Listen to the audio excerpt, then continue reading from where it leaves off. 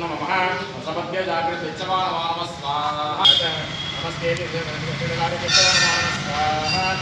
नमः उपकुलारेभ्य कर्णाय रुद्राजन नमः अश्वेभ्य अश्वतिभ्य नमः स्वाहा रुद्राजन नमः भगवते केशाय नमः स्वाहा रुद्राजन नमः स्वाहा रुद्राजन नमः निरुष्टमाय देवदेव नमः स्वाहा महात्मेनाय जागृत नमः स्वाहा रुद्राजन नमः शिवाय देवदेव नमः जगन्याय भज्ञाय नमः स्वाहा रुद्राजन यंताचमे दत्ते गुरुरंजमे कुया भाचमे तरिया माचमे शामकाचमे बोलो श्री विघ्नेश्वर भगवान की जय श्री राजराजेश्वर भगवान की जय करुणावतीर्थम जाहोति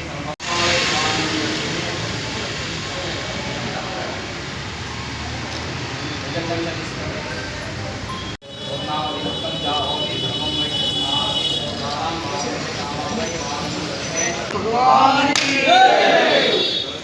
भगवान की जय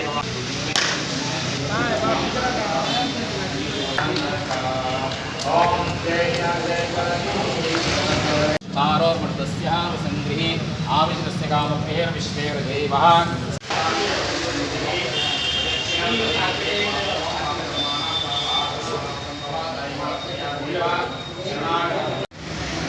भगवान की जय भगवान की जय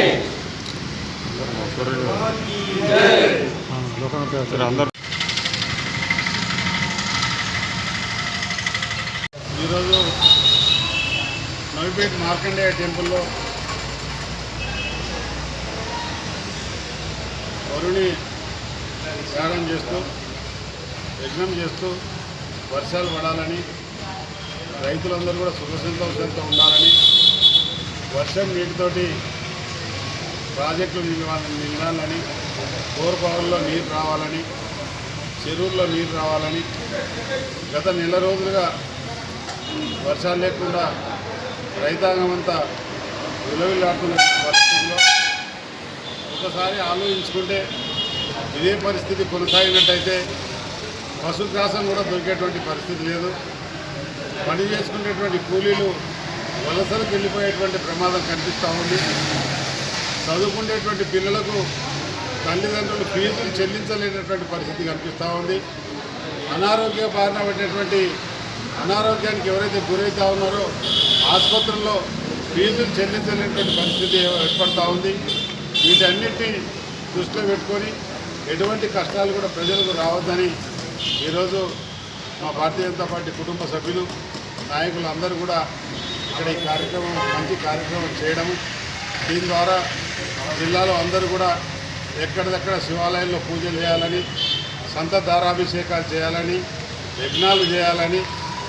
ఊర్లలో గంగ నీళ్ళు పోస్తూ ఉంటారు, ప్రతి గ్రామంలో గంగ నీళ్ళు పోయాలని ఆ వరుణ దేవుణ్ణి కోరుకొని ఏదైతే మనందరం కూడా ఒకసారి ప్రార్థించినట్టయితే ఆ భగవంతుడు మూడో కన్ను తెరిచినట్టయితే తొందరగా గోదావరిలో వాటర్ వచ్చేటువంటి అవకాశం ఉంది. కాబట్టి అందరూ కూడా ప్రజలందరూ కూడా ఈ వర్షాలు పడే వరకు గ్రామాల్లో పూజలు నిర్వహించాలని చెప్పేసి కోరుతా ఉన్నాను.